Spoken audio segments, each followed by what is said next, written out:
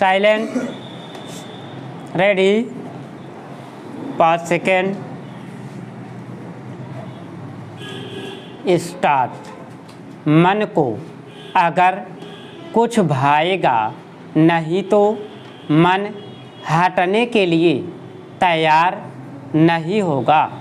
मन हटता भी तभी है जब उसे ऐसा कोई मिल जाता है जो एक सेतु की तरह हो। मन उसे जान भी पाए और दूसरे छोर पर वो कहीं ऐसी जगह हो जहाँ मन अन्यथा न जा पाता हो। अब ऐसे में अवतारों का राम का कृष्ण का महत्व आ जाता है।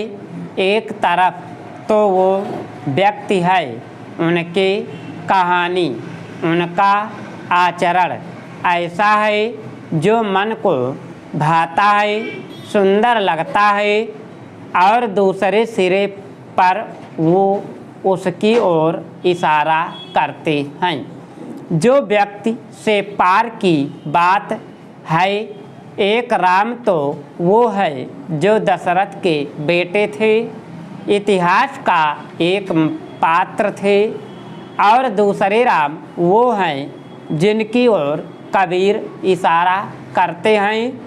पहले राम दूसरे राम तक जाने का द्वार है। पहले और दूसरे में अंतर यह है कि दूसरा राम एक है, पहले राम अनंत हैं। द्वार हजारों हैं, राम ही राम का द्वार हो आवश्यक नहीं है। कृष्ण भी राम के द्वारा है।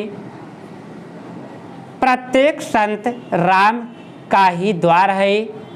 गुरु यदि गुरु है तो राम का द्वार है। दशरथ पुत्र राम एक कहानी है जो आपको कहानियों के पार स्थापित कर देते हैं। उस कहानी की उपयोगिता यही है कि शुरू तो कहानी होती है, अंत कहानी में नहीं होता। जैसे ओम होता है, ध्वनि से शुरुआत होती है और मौन में अंत होता है। राम भी वैसे ही हैं। राम से शुरुआत होती है और राम में अंत होता है। पहले और दूसरे राम में साकार और निराकार का अंतर है। साकार से शुरुआत होगी, निराकार में अंत होगा। निराकार राम अपरिवर्तनीय है, उनमें कोई परिवर्तन नहीं आता। लेकिन प्रत्येक युग के साथ जो साकार राम हैं वो बदल जाते हैं, अलग अलग हो जाते हैं। यही कारण है कि भारत में हर युग के अलग अवतार माने गए हैं। सत्य एक है, अवतरित अलग अलग रूपों में होता है, क्योंकि समय के साथ रूप बदलते हैं, बदलने चाहिए, अन्यथा उन रूपों की कोई उपयोगिता नहीं रह जाएगी। एक ओर तो राम अक्षुण्ण है, अभेद्य हैं और समय उनको छू ही नहीं सकता। दूसरी ओर राम निरंतर परिवर्तनशील भी है, समय के साथ लगातार बदलते रहते हैं।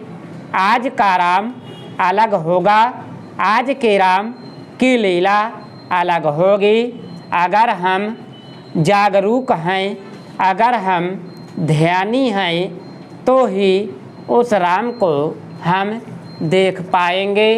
अगर आपने बीते दिनों में अच्छा काम किया है तो उसे जारी रखें। इंक्रीमेंट प्रमोशन का वक्त करीब आ रहा है। अगर आपने ज़्यादा छुट्टियां ली हैं, काम में गलतियां की हैं, तो वक्त है कि आप संभल जाएं। इन सब के बावजूद अगर आपका प्रमोशन ना हो या इंक्रीमेंट कम हो तो निराश ना हो।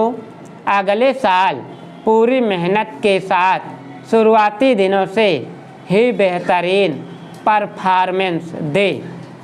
वैसे ही सही तरीका तो यही है कि साल भर अच्छा काम करे। स्टॉप। अगर तुम लोग नए हो तो सब्सक्राइब करो, वो जो लाल वाला बटन है उसके साथ सूर्य नमस्कार करो या फिर अनुलोम विलोम, मुझे नहीं पता, बस क्लिक हो जाना चाहिए। अब मैं भी